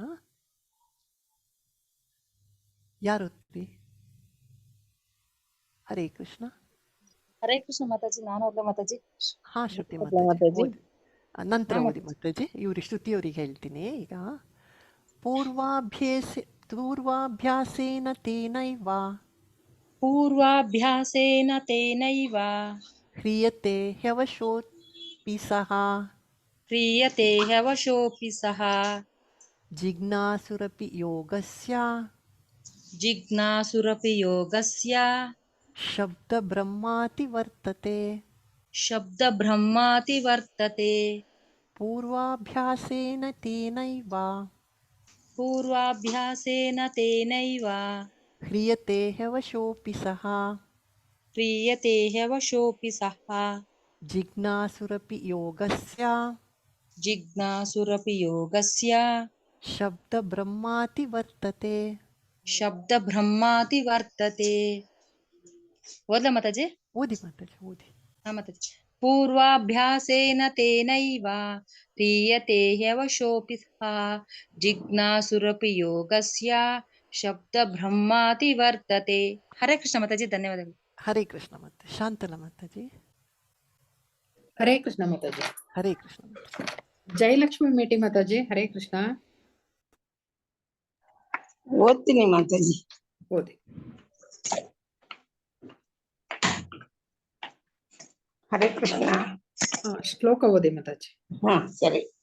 ಪೂರ್ವಾಭ್ಯಾಸೇನ ತೇನೈವ ಕ್ರಿಯತೆ ಹೈವಸೋಪಿ ಸಹ ಜಿಜ್ಞಾಸುರಪಿ ಯೋಗಸ್ಯ ಶಬ್ದ ಬ್ರಹ್ಮಾತಿ ವರ್ತತೆ. ಹರೇ ಕೃಷ್ಣ. ಸುಗುಣ ಮಾತಾಜಿ. ಹರೇ ಕೃಷ್ಣ. ಮಾತಾಜಿ, ನನ್ ಭಾವಾರ್ಥ ಓದ್ಲಾ ಮಾತಾಜಿ? ಅದು ಓದಕ್ ಇಷ್ಟ. ಸರಿ, ಓಕೆ ಮಾತಾಜಿ. ಅಮಿತಾ ಶೆಟ್ಟಿ ಮಾತಾಜಿ, ಶ್ಲೋಕ ಓದ್ತೀರಾ? ಹರೇ ಕೃಷ್ಣ. ಹರೇ ಕೃಷ್ಣ ಮಾತಾಜಿ. ಪೂರ್ವಾಭ್ಯಾಸೇನ ತೇನೈವ ಕ್ರಿಯತೆ ಹ್ಯವಶೋಪಿ ಸಹ ಜಿಜ್ಞಾಸುರಪಿ ಯೋಗಸ್ಯ ಶಬ್ದ ಬ್ರಹ್ಮಾತಿ ವರ್ತತೆ. ಹರೇ ಕೃಷ್ಣ ಮಾತಾಜಿ. ಹರೇ ಕೃಷ್ಣ. ಸಂಧ್ಯಾ ಈಶ್ವರ್ ಮಾತಾಜಿ, ಅರ್ಥ ಅನುವಾದ ಓದ್ತೀರಾ? ಹರೇ ಕೃಷ್ಣ ಮಾತಾಜಿ. ಪೂರ್ವ ಹಿಂದಿನ ಅಭ್ಯಾಸದಿಂದ ತೇನ ಏವ ಖಂಡಿತವಾಗಿಯೂ ಕ್ರಿಯತೆ ಆಕರ್ಷಿತವಾಗುತ್ತಾನೆ. ಹಿ ಖಂಡಿತವಾಗಿಯೂ ಅವಶಃ ತನ್ನಷ್ಟಕ್ಕೆ ತಾನೇ ಅಪಿ ಕೂಡು ಸು ಅವನು ಜಿಜ್ಞಾಸು ತಿಳಿಯಲು ಬಯಸುವ ಅಪಿ ಕೂಡ ಯೋಗದ ವಿಚಾರದ ಶಬ್ದ ಬ್ರಹ್ಮ ಧರ್ಮ ಗ್ರಂಥಗಳ ವಿದ್ಯುಕ್ತ ಆಚರಣೆಗಳನ್ನು ಅತಿವರ್ತತೆ ಮೀರುತ್ತಾನೆ. ಅನುವಾದ: ತನ್ನ ಹಿಂದಿನ ಜನ್ಮದ ದೈವಿ ಪ್ರಜ್ಞೆಯ ಪ್ರಭಾವದಿಂದ ಆತನು ಯೋಗದ ತತ್ವಗಳನ್ನು ಅರಸದಿದ್ದರೂ ತಂತಾನೇ ಅವುಗಳಿಂದ ಆಕರ್ಷಿತನಾಗುತ್ತಾನೆ. ಇಂತಹ ಜಿಜ್ಞಾಸುವಾದ ಆಧ್ಯಾತ್ಮಿಕವಾದಿಯು ಯಾವಾಗಲೂ ಶಾಸ್ತ್ರ ಗ್ರಂಥಗಳ ವಿಧಿಗಳ ತತ್ವಗಳನ್ನು ಮೀರಿರುತ್ತಾನೆ. ಭಾವಾರ್ಥ ಓದ್ಬೇಕಾ ಮಾತಾಜಿ? ಬೇಡ, ಬೇರೆಯವರು ಓದ್ತಾರೆ ಮಾತಾಜಿ. ಹರೇ ಕೃಷ್ಣ. ಮಾತಾಜಿ. ಹರೇ ಕೃಷ್ಣ ಮಾತಾಜಿ. ಪ್ರಬುದ್ಧ ಯೋಗಿಗಳಿಗೆ ಶಾಸ್ತ್ರ ಗ್ರಂಥಗಳ ವಿಧಿಗಳ ಆಕರ್ಷಣೆ ಹೆಚ್ಚಿರುವುದಿಲ್ಲ, ಆದರೆ ಅವರನ್ನು ಯೋಗ ತತ್ವಗಳು ಆಕರ್ಷಿಸುತ್ತವೆ. ಈ ತತ್ವಗಳು ಅವರನ್ನು ಯೋಗದ ಅತ್ಯುನ್ನತ ಪರಿಪೂರ್ಣತೆಯಾದ ಪೂರ್ಣ ಕೃಷ್ಣ ಪ್ರಜ್ಞೆಗೆ ಏರಿಸಬಲ್ಲವು. ಶ್ರೀಮದ್ ಭಾಗವತದಲ್ಲಿ 3:33.7 ಪ್ರಬುದ್ಧ ಆಧ್ಯಾತ್ಮಿಕವಾದಿಗಳು ವೈದಿಕ ವಿಧಿಗಳನ್ನು ಕಡೆಗಣಿಸುವುದನ್ನು ಹೀಗೆ ವಿವರಿಸಿದೆ. ಅಹೋಬತ ಶೋಪಚೋತೋ ಗರಿಯಾನ್ ಶ್ಲೋಕ ತರ ಓದಿ ಮಾತಾಜಿ. ಅಹೋಬತ ಸ್ವಪಚೋತೋ ಗರಿಯಾನ್ ಯಜ್ಜಿಯಾಗ್ರೆ. ಅಲ್ಲ ಮಾತಾಜಿ, ಸಾರಿ. ಗೊತ್ತಾಯ್ತು ಮತ್ತೆ. ಶೋಪಚೋತೋ ಗರಿಯಾನ್ ವರ್ತತೆ ನಾಮ ತುಭ್ಯಂ ತೇ ತಪಸ್ತೆ ಜುಹು ಸಸ್ನುರಾರ್ಯ ಬ್ರಹ್ಮಾನ್ ಗೃಣಂತಿ ಏತೆ. ಅಹೋಬತೋ ಸ್ವಪಚೋತೋ ಗರಿಯಾನ್ ಯಜ್ಜಿಯಾಗ್ರೆ ವರ್ತತೆ ನಾಮಾತುಭ್ಯಂ ತೇ ಪುಸ್ತಪಸ್ತೆ ಬಹು ಸಸ್ನುರಾಯಾರ್ಯ ಬ್ರಹ್ಮಾನುಚುನಾರ್ಮ ಗೃಹ್ಣತ್ಯೇತೆ. ಪ್ರಭುವೇ, ನಿನ್ನ ಪಾವನ ನಾಮಗಳನ್ನು ಸಂಕೀರ್ತನೆ ಮಾಡುವವರು ನಾಯಿಯನ್ನು ತಿನ್ನುವ ಕುಟುಂಬದಲ್ಲಿಯೇ ಹುಟ್ಟಿರಬಹುದು. ಆದರೂ ಆಧ್ಯಾತ್ಮಿಕ ಜೀವನದಲ್ಲಿ ಅವರು ತುಂಬಾ ಮುಂದುವರಿದವರು. ಹೀಗೆ ಸಂಕೀರ್ತನೆ ಮಾಡುವವರು ನಿಶ್ಚಯವಾಗಿಯೂ ಎಲ್ಲಾ ಬಗೆಯ ವ್ರತಗಳನ್ನು ಮತ್ತು ಯಜ್ಞಗಳನ್ನು ನಡೆಸಿರುವವರು, ಎಲ್ಲಾ ಪವಿತ್ರ ಸ್ಥಳಗಳಲ್ಲಿ ಸ್ನಾನ ಮಾಡಿರುವವರು ಮತ್ತು ಎಲ್ಲ ಶಾಸ್ತ್ರಾಧ್ಯಯನ ಮುಗಿಸಿರುವವರು. ಇದರ ಇನ್ನೊಬ್ರು ಕೊಡೋಣ. ಸೀತಾರತ್ನರಾವ್ ಮಾತಾಜಿ. Mataji, thank you Mataji. ಸೀತಾರತ್ನರಾವ್ ಹೋದ್ರ? ಓಕೆ. ಶೇಖರ್ ಗುರು ಪ್ರಭುಜಿ, ಹರೇ ಕೃಷ್ಣ ಓದ್ತೀರಾ? ಕಂಟಿನ್ಯೂ ಮಾಡಿ. ಶಂಕರ್ ಗುರು, ಸಾರಿ. ನಾನು ಓದ್ಲಿ ಮಾತಾಜಿ? ಇಲ್ಲಿ ಮಾತಾಜಿ ಹ್ಯಾಂಡ್ ರೈಸ್ ಮಾಡಿರೋರು ಇದಾರೆ. ಹರೇ ಕೃಷ್ಣ. ಓಕೆ. ಭಾರತಿ BS ಮಾತಾಜಿ, ಹರೇ ಕೃಷ್ಣ. ಭಾರತಿ ಶೇಖರ್ ಮಾತಾಜಿ, ಹರೇ ಕೃಷ್ಣ. ಇದರ ಪ್ರಸಿದ್ಧ ನಿರ್ದೇಶನವನ್ನು ಚೈತನ್ಯ ಮಹಾಪ್ರಭುಗಳು ತೋರಿಸಿಕೊಟ್ಟರು. ಅವರು ಠಾಕೂರ್ ಹರಿದಾಸರನ್ನು ತಮ್ಮ ಅತ್ಯಂತ ಪ್ರಮುಖ ಶಿಷ್ಯರಲ್ಲಿ ಒಬ್ಬರಾಗಿ ಸ್ವೀಕರಿಸಿದರು. ಠಾಕೂರ್ ಹರಿದಾಸರು ಮುಸ್ಲಿಂ ಕುಟುಂಬದಲ್ಲಿ ಹುಟ್ಟಿದರು. ಅವರು ಭಗವಂತನ ಪವಿತ್ರವಾದ ಹೆಸರುಗಳನ್ನು ಹರೇ ಕೃಷ್ಣ ಕೃಷ್ಣ ಕೃಷ್ಣ ಹರೇ ಹರೇ, ಹರೇ ರಾಮ ರಾಮ ರಾಮ ಹರೇ ಹರೇ ಎಂದು ಪ್ರತಿನಿತ್ಯ 3 ಲಕ್ಷ ಬಾರಿ ಜಪ ಮಾಡುವರು ನಿಯಮವನ್ನು ಕಟ್ಟುನಿಟ್ಟಾಗಿ ಪಾಲಿಸಿಕೊಂಡು ಬಂದಿದ್ದರು. ಈ ಕಾರಣಕ್ಕಾಗಿ ಚೈತನ್ಯ ಮಹಾಪ್ರಭುಗಳು ಅವರನ್ನು ನಾಮಾಚಾರ್ಯರ ಸ್ಥಾನಕ್ಕೆ ಏರಿದರು. ಅವರು ಸದಾ ಭಗವಂತನ ಪವಿತ್ರ ನಾಮವನ್ನು ಸಂಕೀರ್ತನ ಮಾಡುತ್ತಿದ್ದುದರಿಂದ ಅವರು ಶಬ್ದ ಬ್ರಹ್ಮ ಎಂದು ಹೆಸರಾದ ವೈದಿಕ ವಿಧಾನಗಳನ್ನೆಲ್ಲ ಹಿಂದಿನ ಜನ್ಮದಲ್ಲಿ ಮಾಡಿ ಮುಗಿಸಬೇಕೆಂದು ತಿಳಿಯಲಾಗಿತ್ತು. ಪರಿಶುದ್ಧನಾಗದೆ ಯಾವ ಮನುಷ್ಯನು ಕೃಷ್ಣ ಪ್ರಜ್ಞೆಯ ತತ್ವಗಳನ್ನು ಇಷ್ಟಪಡಲಾರ ಅಥವಾ ಭಗವಂತನು ಪುಣ್ಯನಾಮವಾದ ಹರೇ ಕೃಷ್ಣ ಮಂತ್ರವನ್ನು ಸಂಕೀರ್ತನೆಯನ್ನು ತೊಡಗಲಾರ. ಹರೇ ಕೃಷ್ಣ ಮಾತಾಜಿ. ಸ್ವಲ್ಪ ನೋಡ್ಕೊಂಡು ಓದಿ ಮಾತಾಜಿ, ಯಾರೇ ಆಗ್ಲಿ ಕರೆಕ್ಟ್ ಆಗಿ ಓದಿ. ಹರೇ ಕೃಷ್ಣ. ಹರೇ ಕೃಷ್ಣ ಮಾತಾಜಿ. ಸೊ ಈಗ ಹಿಂದಿನ 2 ಶ್ಲೋಕದಲ್ಲಿ ಏನು ನೋಡಿದ್ವಿ? ಯೋಗಿ ಎಲ್ಲಿ ಹುಟ್ಟುತ್ತಾನೆ, ದಾರಿ ತಪ್ಪಿದಾಗ ಎಲ್ಲಿ ಹುಟ್ಟುತ್ತಾನೆ, ಪುನಃ ಸ್ವಲ್ಪ ಕಾಲ ಭಕ್ತಿ ಮಾಡಿರ್ಬೋದು, ಜಾಸ್ತಿ ಕಾಲ ಭಕ್ತಿ ಮಾಡಿರ್ಬೋದು, ಅವನಿಗೆ ಯಾವ ಥರ ಜನ್ಮ ಸಿಕ್ಕುತ್ತೆ, ಆ ಜನ್ಮ ಸಿಕ್ಕಿದ ಮೇಲೆ ಅವನು ಹೇಗೆ ಮುಂದುವರಿಸ್ಕೊಂಡು ಹೋಗ್ತಾನೆ ಕಷ್ಟಪಟ್ಟು ತನ್ನ ಭಕ್ತಿಯನ್ನು ಅನ್ನೋದನ್ನು ಹಿಂದಿನ ಶ್ಲೋಕದಲ್ಲಿ ನೋಡಿದ್ವಿ. ಹಾಗೆ ಈ ಶ್ಲೋಕದಲ್ಲಿ ಹೇಳ್ತಾ ಇದ್ದಾರೆ, ಅವರು ಶಾಸ್ತ್ರಗಳ ಆಚರಣೆ ಆ ಥರದ್ರಲ್ಲಿ ಅವರಿಗೆ ಆಸಕ್ತಿ ಇರೋದಿಲ್ಲ. ತನ್ನ ಹಿಂದಿನ ಜನ್ಮದ ದೈವಿ ಪ್ರಜ್ಞೆಯ ಪ್ರಭಾವದಿಂದ ಅವನು ಯೋಗದ ತತ್ವಗಳನ್ನು ಅರಸದಿದ್ದರೂ ತಂತಾನೇ ಅವುಗಳಿಂದ ಆಕರ್ಷಿತನಾಗ್ತಾನೆ. ಅವನಿಗೆ ಒಂಥರ ಆಟೋಮ್ಯಾಟಿಕ್ಕಾಗಿ ಅದರಲ್ಲಿ ಇಂಟ್ರೆಸ್ಟ್ ಬರಲಿಕ್ಕೆ ಶುರುವಾಗತ್ತೆ. ಇಂತಹ ಜಿಜ್ಞಾಸುವಾದ ಆಧ್ಯಾತ್ಮಿಕವಾದಿಯು ಯಾವಾಗಲೂ ಶಾಸ್ತ್ರ ಗ್ರಂಥಗಳ ವಿಧಿಗಳ ತತ್ವಗಳನ್ನು ಮೀರಿರುತ್ತಾನೆ. ಅವನಿಗೆ ಬ್ಲೈಂಡಾಗಿ ಅವನು ಏನನ್ನೂ ಫಾಲೋ ಮಾಡೋದಿಲ್ಲ. ಯಾಕೆ ತತ್ವಗಳು ಇದನ್ನು ಏಕೆ ಮಾಡಬೇಕು, ಇದನ್ನು ಯಾವುದಕ್ಕೋಸ್ಕರ ಮಾಡಬೇಕು, ಹೀಗೆ ಅವನು ಇದನ್ನು ಜೀವನದಲ್ಲಿ ಹೇಗೆ ಕೃಷ್ಣನನ್ನು ಯಾವ ರೀತಿ ತಲುಪಬಹುದು ಹಾಗೆ ಅವನು ಯೋಚಿಸ್ತಾ ಇರ್ತಾನೆ. ಇದನ್ನು ಫಾಲೋ ಮಾಡೋದ್ರಿಂದ ಏನು ಪ್ರಯೋಜನ, ಹೀಗೆ ಪ್ರತಿಯೊಂದನ್ನು ಅವನು ಆ ಪ್ರಾಸೆಸ್ಸನ್ನು ಮೀರಿ ಯೋಚಿಸ್ತಾನೆ, ತತ್ವಗಳನ್ನು ಮೀರಿ ಅವನು ಯೋಚಿಸ್ತಿರ್ತಾನೆ. ಪ್ರಬುದ್ಧ ಯೋಗಿಗಳಿಗೆ ಶಾಸ್ತ್ರ ಗ್ರಂಥಗಳ ವಿಧಿಗಳ ಆಕರ್ಷಣೆ ಹೆಚ್ಚಿರುವುದಿಲ್ಲ. ಅವರಿಗೆ ಆ ವಿಧಿಗಳನ್ನು ಬಗ್ಗೆ ಅವರಿಗೆ ಹೆಚ್ಚು ಇಂಟ್ರೆಸ್ಟ್ ಇರೋದಿಲ್ಲ. ಆದರೆ ಅವರನ್ನು ಯೋಗ ತತ್ವಗಳು ಆಕರ್ಷಿಸುತ್ತವೆ. ಈ ತತ್ವಗಳು ಅವರನ್ನು ಯೋಗದ ಅತ್ಯುನ್ನತ ಪರಿಪೂರ್ಣತೆಯಾದ ಕೃಷ್ಣ ಪ್ರಜ್ಞೆಗೆ ಏರಿಸಬಲ್ಲವು. ಸೊ ಅವನು ಇದನ್ನು ಏನಾದರೂ ಒಂದು ಈ ಥರ ಮಾಡಿ ಅಂದರೆ ಇದನ್ನು ಯಾಕೆ ಮಾಡಬೇಕು, ಅದನ್ನು ಹೇಗೆ ಮಾಡಬೇಕು, ಅದರದ್ದು ಏನು ಪ್ರಯೋಜನ, ಹೀಗೆ ಪ್ರತಿಯೊಂದನ್ನು ಅವರು ತತ್ವಗಳನ್ನು ತಿಳ್ಕೊಂಡು ಮುಂದುವರಿಲಿಕ್ಕೆ ಪ್ರಯತ್ನ ಪಡ್ತಾರೆ. ಶ್ರೀಮದ್ ಭಾಗವತದಲ್ಲಿ 3.53.7 ಪ್ರಬುದ್ಧ ಆಧ್ಯಾತ್ಮಿಕವಾದಿಗಳು ವೈದಿಕ ವಿಧಿಗಳನ್ನು ಕಡೆಗಣಿಸುವುದನ್ನು ಹೀಗೆ ವಿವರಿಸಿದೆ. ಸೊ ಭಾಗವತದ್ದು ಒಂದು ಶ್ಲೋಕವನ್ನು ಇಲ್ಲಿ ಹೇಳ್ತಾ ಇದ್ದಾರೆ. ಸೊ ಈ ಶ್ಲೋಕದಲ್ಲಿ ಏನು ಹೇಳ್ತಾ ಇದ್ದಾರೆ, ಯಾರು ನಾಯಿಯನ್ನು ತಿನ್ನುವವರು ಕೂಡ, ಪ್ರಭುವೇ ನಿನ್ನ ಪಾವನ ನಾಮವನ್ನು ಸಂಕೀರ್ತ ಮಾಡುವವರು ನಾಯಿ ತಿನ್ನುವ ಕುಟುಂಬದಲ್ಲಿ ಹುಟ್ಟಿರಬಹುದು ಅವರು, ಆದರೂ ಕೂಡ ಆಧ್ಯಾತ್ಮಿಕ ಜೀವನದಲ್ಲಿ ಅವರು ತುಂಬ ಮುಂದುವರಿದವರು. ಸೊ ಉದಾಹರಣೆ ಯಾರಿಗೆ ನೆನಪಾಗುತ್ತೆ?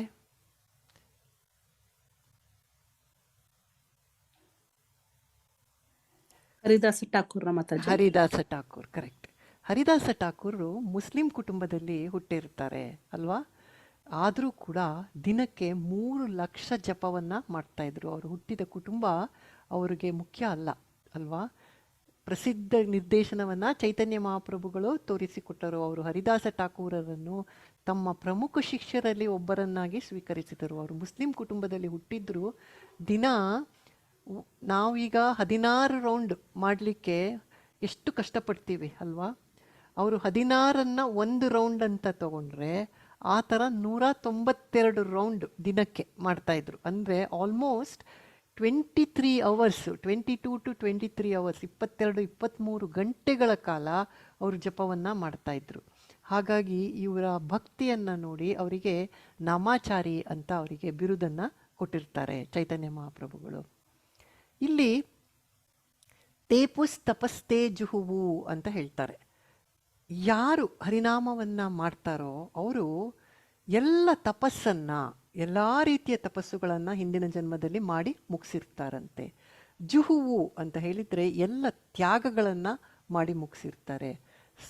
ಸಸ್ನುರಾರ್ಯ ಅಂತ ಹೇಳಿದರೆ ಎಲ್ಲ ಪವಿತ್ರ ತೀರ್ಥಗಳಲ್ಲಿ ಹೋಗಿ ಸ್ನಾನವನ್ನು ಮಾಡಿ ಮುಗಿಸಿರ್ತಾರೆ. ಹಾಗೆಯೇ ಬ್ರಹ್ಮಾನೂಚುರ್ ನಾಮ ಅಂದರೆ ಎಲ್ಲ ವೇದಗಳನ್ನು ಓದಿ ಮುಗಿಸಿರ್ತಾರಂತೆ.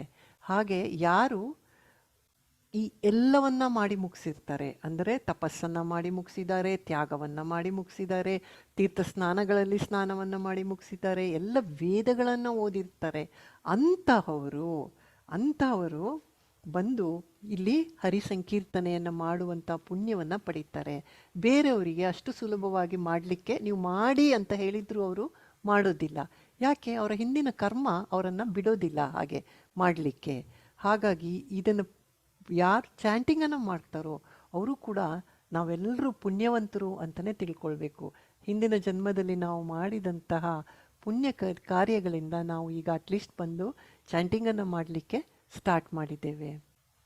ಪ್ರಭುವೇ ನಿನ್ನ ನಾಮ ಸಂಕೀರ್ತನೆ ಮಾಡುವವರು ನಾಯಿ ತಿನ್ನುವ ಕುಟುಂಬದಲ್ಲೇ ಹುಟ್ಟಿರಬಹುದು, ಆದರೂ ಆಧ್ಯಾತ್ಮಿಕ ಜೀವನದಲ್ಲಿ ಅವರು ತುಂಬ ಮುಂದುವರೆದವರು. ಹೀಗೆ ಸಂಕೀರ್ತನೆ ಮಾಡುವವರು ನಿಶ್ಚಯವಾಗಿ ಎಲ್ಲ ಬಗೆಯ ವೃತಗಳನ್ನು, ಯಜ್ಞಗಳನ್ನು ನಡೆಸಿರುವರು, ಎಲ್ಲ ಪವಿತ್ರ ಸ್ಥಳಗಳಲ್ಲಿ ಸ್ನಾನವನ್ನು ಮಾಡಿರುವರು ಮತ್ತು ಎಲ್ಲ ಶಾಸ್ತ್ರಾಧ್ಯಯನಗಳನ್ನು ಮುಗಿಸಿದ್ದಾರೆ. ಅವರು ಏನೇನು ಶಾಸ್ತ್ರಗಳನ್ನು ಓದಬೇಕೋ ಎಲ್ಲವನ್ನ ಮಾಡಿದ್ದಾರೆ. ಪವಿತ್ರ ನದಿಗಳಲ್ಲಿ ಸ್ನಾನವನ್ನು ಮಾಡಿದ್ದಾರೆ. ಎಲ್ಲ ಕೆಲಸವನ್ನು ಮಾಡಿ ಆಮೇಲೆ ಅವರಿಗೆ ಪ್ಯೂರಿಫೈ ಆಗಿ ಈಗ ಹರಿನಾಮವನ್ನು ಹೇಳುವಂತಹ ಒಂದು ಅವಕಾಶ ಸಿಕ್ಕಿರುತ್ತೆ. ಆಗಲೇ ಹೇಳಿದಾಗೆ ಇದರ ಪ್ರಸಿದ್ಧ ನಿರ್ದೇಶನವನ್ನು ಚೈತನ್ಯ ಮಹಾಪ್ರಭುಗಳು ತೋರಿಸಿಕೊಟ್ಟರು. ಅವರು ಹರಿದಾಸ ಠಾಕೂರರನ್ನು ತಮ್ಮ ಅತ್ಯಂತ ಪ್ರಮುಖ ಶಿಷ್ಯರಲ್ಲಿ ಒಬ್ಬರನ್ನಾಗಿ ಸ್ವೀಕರಿಸಿದರು. ಠಾಕೂರ ಹರಿದಾಸರು ಮುಸ್ಲಿಂ ಕುಟುಂಬದಲ್ಲಿ ಹುಟ್ಟಿದ್ದರು. ಅವರು ಭಗವಂತನ ಪವಿತ್ರವಾದ ಹೆಸರುಗಳನ್ನು ಹರೇ ಕೃಷ್ಣ ಕೃಷ್ಣ ಕೃಷ್ಣ ಹರೇ ಹರೇ, ಹರೇ ರಾಮ ರಾಮ ರಾಮ ಹರೇ ಹರೇ ಎಂದು ಪ್ರತಿನಿತ್ಯ 3 ಲಕ್ಷ ಬಾರಿ ಜಪ ಮಾಡುವ ನಿಯಮವನ್ನು ಕಟ್ಟುನಿಟ್ಟಾಗಿ ಪಾಲಿಸಿಕೊಂಡು ಬಂದಿದ್ದರು. ಈ ಕಾರಣಕ್ಕಾಗಿ ಚೈತನ್ಯ ಮಹಾಪ್ರಭುಗಳು ಅವನನ್ನು ನಾಮಾಚಾರ್ಯರ ಸ್ಥಾನಕ್ಕೆ ಏರಿಸಿದರು. ಅವರು ಸದಾ ಭಗವಂತನ ಪವಿತ್ರ ನಾಮವನ್ನು ಸಂಕೀರ್ತನೆ ಮಾಡುತ್ತಿದ್ದುದರಿಂದ ಅವರನ್ನು ಶಬ್ದ ಬ್ರಹ್ಮ ಎಂದು ಹೆಸರಾದ ವೈದಿಕ ವಿದ್ಯುಕ್ತ ವಿಧಾನಗಳನ್ನೆಲ್ಲ ಹಿಂದಿನ ಜನ್ಮದಲ್ಲಿ ಮಾಡಿ ಮುಗಿಸಿರಬೇಕೆಂದು ತಿಳಿಸಲಾಗಿತ್ತು. ಶಬ್ದ ಬ್ರಹ್ಮ ಅನ್ನುವುದು ಒಂದು ವೈದಿಕ ವಿಧಿ, ಅದನ್ನು ಕೂಡ ಅವರು ಮಾಡಿರಬೇಕು. ಯಾಕೆಂದರೆ ಅದನ್ನು ಮಾಡಿದವರಿಗೆ ಮಾತ್ರ ಇಷ್ಟೊಂದು ಸತಿ ಹೀಗೆ ಜಪ ಮಾಡಲಿಕ್ಕೆ ಸಾಧ್ಯ ಅಂತ ಇಲ್ಲಿ ಹೇಳ್ತಾ ಇದ್ದಾರೆ. ಪರಿಶುದ್ಧನಾಗದೆ ಯಾವ ಮನುಷ್ಯನು ಕೃಷ್ಣ ಪ್ರಜ್ಞೆಯ ತತ್ವಗಳನ್ನು ಇಷ್ಟಪಡಲಾರ. ನೀವು ನೋಡಿ, ಕೆಲವರಿಗೆ ಮಾಡಿ ಅಂತ ಹೇಳಿದ್ರು ಎಷ್ಟೇ ಫೋರ್ಸ್ ಮಾಡಿದರೂ ಅವ್ರ ಕೈನಲ್ಲಿ ಹೇಳಲಿಕ್ಕೆ ಆಗಲ್ಲ. ಭಗವಂತನ ಪುಣ್ಯನಾಮವಾದ ಹರೇ ಕೃಷ್ಣ ಮಂತ್ರದ ಸಂಕೀರ್ತನೆಯಲ್ಲಿ ತೊಡಗಲಾರ. ನೀವೆಷ್ಟೇ ಹೇಳಿ ಅವರು ಸಂಕೀರ್ತನೆಯನ್ನು ಮಾಡೋದಿಲ್ಲ. ಇನ್ನು ಒಂದು ಶ್ಲೋಕ ಓದೋಣ. ಯಾರು ಓದ್ತೀರಾ?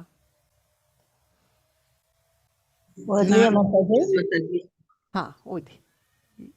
ಯಾರು? ಕಲ್ಪನಾ ಸುರೇಶ. ನೀವು ಓದ್ಲಿಲ್ಲ ಮಾತಾಜಿ? ಆಗ ಭಾವಾರ್ಥ ಓದಿದ್ದೀನಿ ಮಾತಾಜಿ. ಓದಿರಲ್ಲ. ಓದದೇ ಇದ್ದವ್ರು ಯಾರು? ಹರೇ ಕೃಷ್ಣ ಮಾತಾಜಿ, ನನ್ನ ಹೆಸರು ಕರೆದ್ರು, ನಾನು ಓದ್ಲಾ? ಮಾತಾಜಿ ಓದ್ತೀನಿ. ಒಂದ್ ನಿಮಿಷ. ಹಾ, ಪ್ರಮೀಳಾ ಮಾತಾಜಿ ಪೂರ್ತಿ, ಭಾರತಿ ಶೇಖರ್ ಮಾತಾಜಿ ಆಮೇಲೆ ಕೊಡ್ತಾರೆ. ಶಾಂತಲಾ ಮಾತಾಜಿ ಓದಿ ಮಾತಾಜಿ. ಪ್ರಯತ್ನಾದ್ಯತಮಾನಸ್ತು ಯೋಗಿ ಸಂಶುದ್ಧ ಕಿಲ್ಬಿಷಃ ಅನೇಕ ಜನ್ಮ ಸಂಸಿದ್ಧ ತತೋ ಯಾತಿ ಪರಾಂ ಗತಿಂ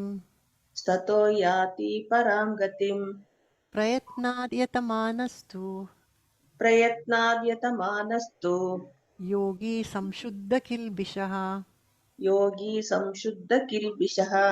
ಅನೇಕ ಜನ್ಮ ಸಂಸಿದ್ಧಃ ತತೋ ಯಾತಿ ಪರಾಂ ಗತಿಂ. ಹಾ, ಪ್ರಯತ್ನಾದ್ಯತಮಾನಸ್ತು ಯೋಗಿ ಸಂಶುದ್ಧ ಕಿಲ್ಬಿಷಃ ಅನೇಕ ಜನ್ಮ ಸಂಸಿದ್ಧ ತತೋ ಯಾತಿ ಪರಾಂ ಗತಿಂ. ಹರೇ ಕೃಷ್ಣ ಮಾತಾಜಿ. ಹರೇ ಕೃಷ್ಣ ಮಾತಾಜಿ. ಹರೇ ಕೃಷ್ಣ ಮಾತಾಜಿ. ಓದಿ. ಭಾರತಿ ಶೇಖರ್ ಮಾತಾಜಿ. ಹರೇ ಕೃಷ್ಣ. ಹರೇ ಕೃಷ್ಣ ಮಾತಾಜಿ. ಓದಿ. ಪ್ರಯತ್ನಾದ್ಯತಮಾನಸ್ತು ಯೋಗಿ ಸಂಶುದ್ಧ ಕಿಲ್ಬಿಷಃ ಅನೇಕ ಜನ್ಮ ಸಂಸಿದ್ಧಸ್ತತೋ ಯಾತಿ ಪರಾಂ ಗತಿಂ. ಶಂಕರ್ ಗುರು ಪ್ರಭುಜಿ. ಹರೇ ಹರೇ ಕೃಷ್ಣ. ಕೃಷ್ಣ ಮಾತಾಜಿ, ಧನ್ಯವಾದಗಳು. ಶಂಕರ್ ಗುರು. ಹರೇ ಕೃಷ್ಣ ಪ್ರಭುಜಿ. ದಿವ್ಯಾ ದೇಸಾಯಿ. ಹರೇ ಕೃಷ್ಣ. ಪ್ರಯತ್ನಾದಯಾತಮಾನಸ್ತು ಯೋಗಿ ಸಂಶುದ್ಧ ಕಿಲ್ಬಿಷಃ ಅನೇಕ ಜನ್ಮ ಸಂಸಿದ್ಧ ತತೋ ಯಾತಿ ಪರಾಂ ಗತಿಂ. ಹರೇ ಕೃಷ್ಣ ಮಾತಾಜಿ, ಧನ್ಯವಾದಗಳು. ಹರೇ ಕೃಷ್ಣ. ಲಕ್ಷ್ಮೀಶ ಪ್ರಭುಜಿ. ಹರೇ ಕೃಷ್ಣ. ಹರೇ ಕೃಷ್ಣ ಮಾತಾಜಿ. ಅರ್ಥ ಅನುವಾದ ಓದಿ ಪ್ರಭುಜಿ. ಹರೇ ಕೃಷ್ಣ ಮಾತಾಜಿ. ಕೇಳ್ತಾ ಇದೆಯಲ್ಲ? ಹಾ, ಕೇಳ್ತಾ ಇದೆ, ಓದಿ. ಓಕೆ. ಪ್ರಯತ್ನಾತ್ ಕಟ್ಟುನಿಟ್ಟಾದ ಅಭ್ಯಾಸದಿಂದ, ಯತಮಾನಃ ಯತ್ನಿಸುವ, ತು ಮತ್ತು ಯೋಗಿ ಅಂತಹ ಆಧ್ಯಾತ್ಮಿಕವಾದಿಯು, ಸಂಶುದ್ಧ ಶುದ್ಧವಾದ, ಕಿಲ್ಬಿಷಃ ಸಕಲ ಪಾಪಗಳುಳ್ಳ, ಅನೇಕಾನೇಕ ಜನ್ಮಗಳಲ್ಲಿ ಸಂಸಿದ್ಧ ಪರಿಪೂರ್ಣತೆಯನ್ನು ಹೊಂದಿದವನಾಗಿ, ತತಃ ಅನಂತರ, ಯಾತಿ ಹೊಂದುತ್ತಾನೆ, ಪರಾಂ ಅತ್ಯುನ್ನತವಾದ, ಗತಿಯನ್ನು. ಅನುವಾದ: ಯೋಗಿಯು ಎಲ್ಲಾ ಕಲ್ಮಶಗಳನ್ನು ತೊಳೆದುಕೊಂಡು ಶುದ್ಧನಾಗಿ ಇನ್ನಷ್ಟು ಪ್ರಗತಿಯನ್ನು ಸಾಧಿಸಲು ಶ್ರದ್ಧಾಪೂರ್ವಕ ಪ್ರಯತ್ನವನ್ನು ಮಾಡುತ್ತಾನೆ. ಹೀಗೆ ಅನೇಕಾನೇಕ ಜನ್ಮಗಳಲ್ಲಿ ಅಭ್ಯಾಸ ಮಾಡಿದ ನಂತರ ಪರಿಪೂರ್ಣತೆಯನ್ನು ಪಡೆದು ಪರಮ ಗುರಿಯನ್ನು ಸಾಧಿಸುತ್ತಾನೆ. ಹರೇ ಕೃಷ್ಣ ಮಾತಾಜಿ. ಧನ್ಯವಾದಗಳು. ವಸುಧಾರಾವ್ ಮಾತಾಜಿ. ಹರೇ ಕೃಷ್ಣ. ಭಾವಾರ್ಥ: ವಿಶೇಷವಾಗಿ ಧಾರ್ಮಿಕವಾದ ಅಥವಾ ಶ್ರೀಮಂತವಾದ ಅಥವಾ ಪವಿತ್ರವಾದ ಸಂಸಾರದಲ್ಲಿ ಹುಟ್ಟಿದವನಿಗೆ ಯೋಗಾಭ್ಯಾಸಕ್ಕೆ ಅನುಕೂಲವಾದ ವಾತಾವರಣವಿದೆ ಎಂಬುದ ಅರಿವಾಗುತ್ತದೆ. ಆದುದರಿಂದ ಆತನು ಅಪೂರ್ಣವಾದ ತನ್ನ ಕಾರ್ಯವನ್ನು ದೃಢ ಸಂಕಲ್ಪದಿಂದ ಮುಂದುವರಿಸುತ್ತಾನೆ. ಹೀಗೆ ಆತನು ಐಹಿಕ ಕಲ್ಮಶಗಳನ್ನು ತೊಡೆದು ಹಾಕಿ ಪರಿಶುದ್ಧನಾಗುತ್ತಾನೆ. ಅವನು ಕಡೆಗೆ ಎಲ್ಲಾ ಕಲ್ಮಶಗಳಿಂದ ಬಿಡುಗಡೆಯಾಗಿ ಅತ್ಯುನ್ನತ ಪರಿಪೂರ್ಣತೆಯಾದ ಕೃಷ್ಣ ಪ್ರಜ್ಞೆಯನ್ನು ಸಾಧಿಸುತ್ತಾನೆ.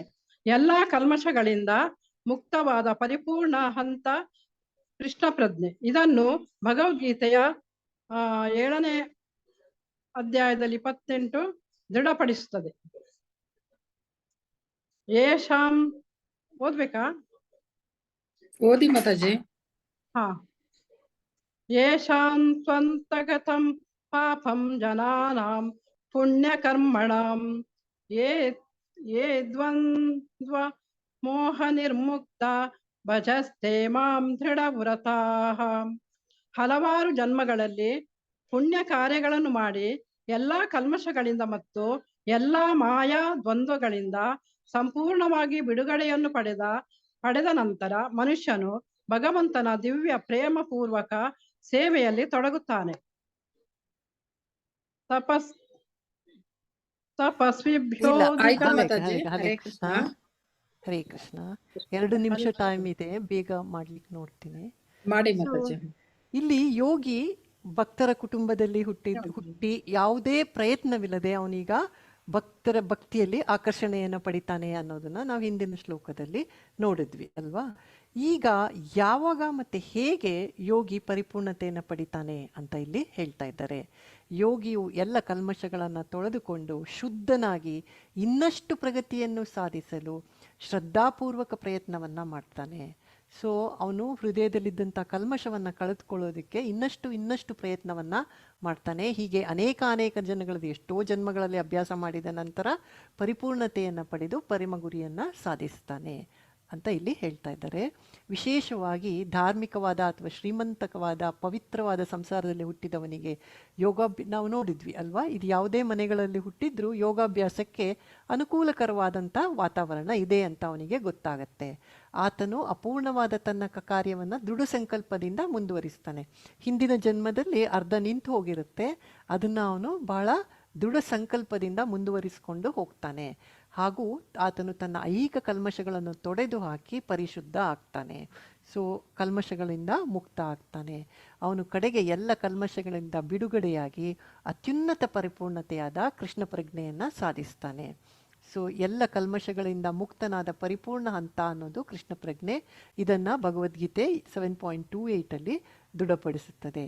ಹಾಗಾಗಿ ಹಲವಾರು ಜನ್ಮಗಳಲ್ಲಿ ಪುಣ್ಯಕಾರ್ಯವನ್ನು ಮಾಡಿ ಎಲ್ಲ ಕಲ್ಮಶದಿಂದ ಮತ್ತು ಎಲ್ಲ ಮಾಯಾದ್ವಂದ್ವಗಳಿಂದ ಸಂಪೂರ್ಣವಾಗಿ ಬಿಡುಗಡೆಯನ್ನು ಪಡೆದ ನಂತರ ಮನುಷ್ಯನು ಭಗವಂತನ ದಿವ್ಯ ಪ್ರೇಮ ಪೂರ್ವಕ ಸೇವೆಯಲ್ಲಿ ತೊಡಗುತ್ತಾನೆ. ಹೀಗೆ ಇದು ಒಂದು ಜನ್ಮದ ಎಫರ್ಟ್ ಅಲ್ಲ, ಜನ್ಮದಲ್ಲಿ ಪುಣ್ಯ ಮಾಡಿದಾಗ ಆಗ ನಮಗೆ ಈ ಥರ ಪುಣ್ಯವಂತರ ಮನೆಯಲ್ಲಿ ಹುಟ್ಟುವ ಅವಕಾಶ ಸಿಕ್ಕತ್ತೆ.